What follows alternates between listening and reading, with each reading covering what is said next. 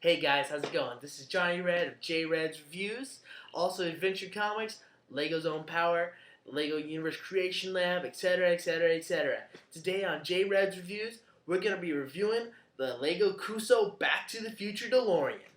Set number 21103. This is Lego Cuusoo 004, also now known as Lego Ideas 004. On J Red's Reviews today, like I said, DeLorean here. Pretty sweet set. Pretty accurate. I do have a couple of minor complaints about it. Nothing too major. Let me give you a rundown on some of the stats first. I've got a little stat sheet that I wrote out over here. Set number 21103, like I said, Cuusoo or Ideas 004. There's 401 pieces in this bad boy. It's got a pretty good parts count and parts to price count. The actual price of the set runs $34.99. You can find it cheaper on Amazon, eBay, sometimes even the Lego stores, and Walmart.com. I even saw when I was doing some information research on this. They had it for $27.99, something like that. So you can find some lower prices on it, but still a really good price for this set. I did a little research. The average Lego price per piece is 12 cents per piece. So with this, technically this should be about a $50 set. And instead it's about a $35 set. So not too bad on that. As far as this goes itself, beautifully made. You can definitely tell that it was an AFOL that made this and not Lego itself. Better design than Lego's actual sets. A lot sturdier. It feels like it's actually a mock. My own creation for those of you that don't know the actual Lego terminology, that are just looking at this video, saw it, wondering if it might be good for the kids, whatever, or you guys are just not Lego fans, but you're seeing this on LZP because you happen to be a member there and you like me. I know there's not too many of you that do, though. But anyway, yeah, pretty cool little set. By the way, I apologize as far as lighting, quality, background, everything goes. Still in the process of setting things up. This is just my room over at my grandparents' house right now. Working on getting an actual set design for me to shoot on. Possibly where the upcoming Nerdcast will be held. That's not actually going to be the name of it either. That will be co-starring my buddy Junior. Anyway, let's get down to the nitty-gritty of the set itself. Take a look at it here. Boom. Pretty legit. Pretty high quality. Pretty accurate to the film. My biggest complaint is the hood here. It's not exactly what I had hoped it would be. It's too flat. Those of you that know the DeLoreans, I'll try to post a picture in here somewhere or in the actual page on LZP. But the DeLoreans had a very sloped hood. And this doesn't really. It's just been defined by a couple of smooth plates, and that's about it. I saw the original version of this that the guy that created this actually uploaded to Cuusoo. He had actually used one of the 8x8 slope pieces, and it made it look much more like a DeLorean, almost 100% accurate. I'm not sure why Lego decided to go with this design instead. Perhaps because they don't make that slope piece anymore, but they've pulled other pieces recently that they didn't make anymore for newer sets. So I'm not sure why they didn't do this. That would even lower the price count or the piece count in this as well, make it look better too. But that's a minor thing. Aside from that, I like it pretty much, except for one other small thing. Let me grab one of the minifigs here and I'll show you. Put in Marty here. The DeLorean has a detailed interior. I'll show you that. Show that to you guys in a few minutes here. My one complaint is, for one thing, it's hard to get minifigs in, but also, okay, check it out. I've got Marty McFly in here, main character from the Back to the Future film franchise. If you try to put the Doc Brown minifig that's included with it, it's kind of impossible to get him in there as well and close the doors. Or at least close the doors very well. Yeah, it stops about right there with Doc Brown in there. You might be able to finagle it some way or another. But from what I'm seeing, yeah. Oh, there we go, there we go. You have to kind of have him moved up a little bit. He's not actually snapped down there. It's not exactly a comfortable fit, and the door's hanging off a little more than it should be. Can't really see it there. Oh, it just popped off. And that just proves how of an uncomfortable fit that is right there. Pop that back on real quick. Take these guys out.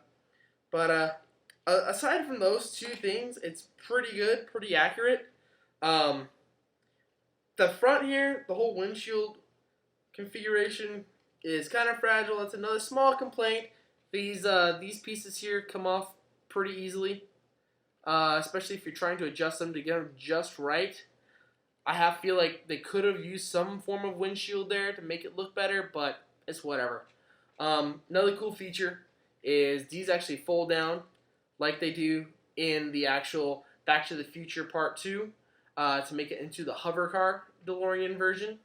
And we also have the Mr. Fusion engine fuel system. Voila. Mr. Fusion here. And then we also have the this is why I keep it in the normal version most of the time. We also have the almost dropped it there. We also have the barcode license plate from the second part of Back to the Future as well. And then show it to you guys here. We have the original out of time license plate from the first part of Back to the Future. So that's pretty cool, nice little details. They are printed, by the way, just in case you were wondering, which is always a good thing. So I'll put this on here, make it accurate. Boom, there we go. Flying DeLorean from the second part of Back to the Future. Pretty cool, pretty nifty. Nothing too fancy. It wasn't like super hard for them to get the wheels to flip like that, but it's pretty cool. Then something else that's cool, it includes two 2x2 clear slopes and two 1x2 bricks. So you can make a stand of sorts to just kind of have it on display, because this is definitely a model that you're going to want to display if you have it and you're an avid Back to the Future fan. Yeah, it makes a nice little display to make it look like it's flying. Pretty cool. Then we also have the extra power source, or the repair source that the 1950s Doc Brown creates for the DeLorean to make it get back to the 1800s so that Marty can save Doc Brown. And let me take this off. I'll show you what it looks like. I'm trying to remember now myself how this went. Oh, I think it was this here. Yeah, there we go. There we go. It's pretty cool. My main complaint is, as a fan of the film itself, I'm not sure what all this orange is going on up in there. Because he had it like attached with some kind of brown leather box-like thing. So I'm not sure why we've got all this orange stuff. But it's minor detail. I'm just saying, Lego, you could have easily thrown in a 2x4 and 4x4 brown plate instead of the orange ones that we got. But hey, it's cool. Take these off real quick and I'll show you. They also included the... I'm making all sorts of mistakes here. This is the first viewing, as I said, but it's whatever. The red white walls that they had. Minor complaint about this. I wish that I guess there's not something really that Lego could have figured out themselves how to do, or they would have had to make an entirely new mold or something like that to do it. But they do not actually have white walls, so. But I mean, it's noticeable what they're supposed to be. I think it would have been cool if they had included train wheels with this somehow to actually be able to connect it to the train tracks, like it was at the end of Back to the Future Part 3. You can recreate that scene with one of your old Lego train pieces. But, you know, that's just another minor complaint for me. Not even really a complaint, just a suggestion that they could have done. Especially since the Back to the Future train is actually in the reviewing stage right now. It's reached 10,000 supports. Same guys that made the Back to the Future DeLorean. They made the train, as well as a few other things, such as Griff's car, and also Marty's 4x4 truck. It's pretty sweet. A few other things, I forgot what they were. I think Biff's old car. They kept on getting piled with crap. Anyway, yeah, there they are. The red wheels. Boom. We have the 1950s version of the DeLorean here. Anyway, It's pretty cool. Very detailed. Another thing, I'm real big on the boxes of the sets, and this is definitely a winner.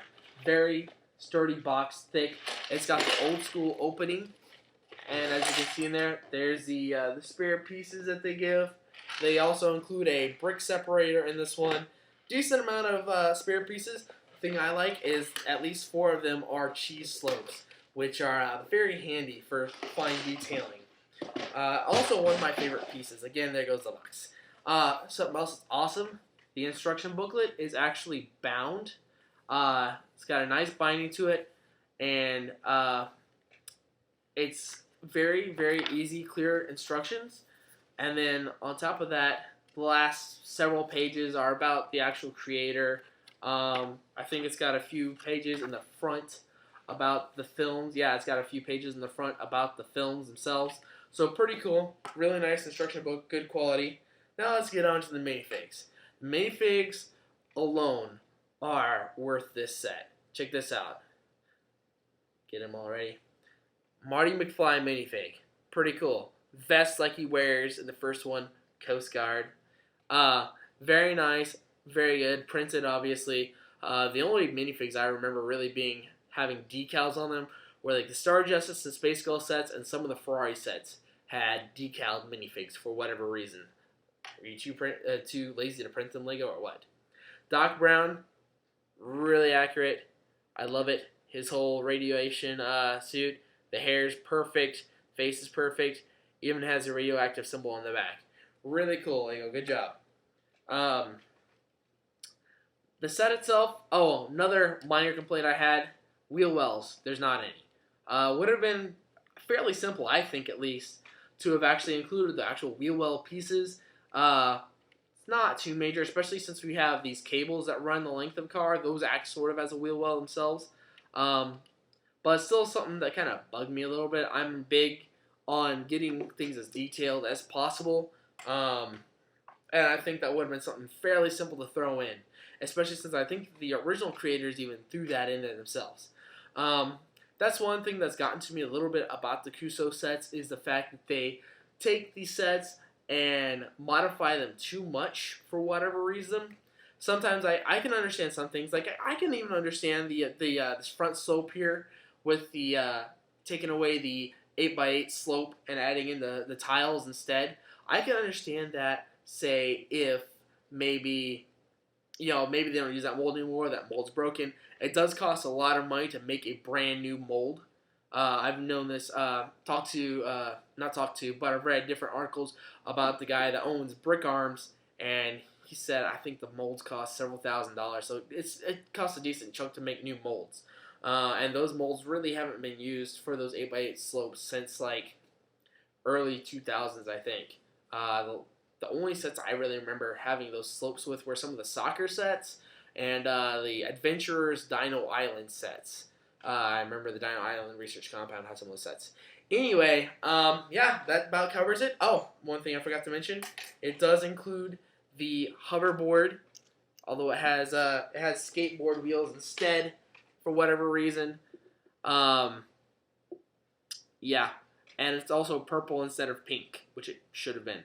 I don't know. I also feel like they could have at least made like a decal to have like all the different stuff like we had on it from the movie. But that's whatever. That's a minor detail. Like, they didn't even have to include that in it. It was still pretty cool without it. But it's nice to have a purple skateboard. Anyway, that's about it. Like this, subscribe. Let me know what you thought. Any suggestions, improvements you think I could make, critiques, praises. Just let me know. J-Red out.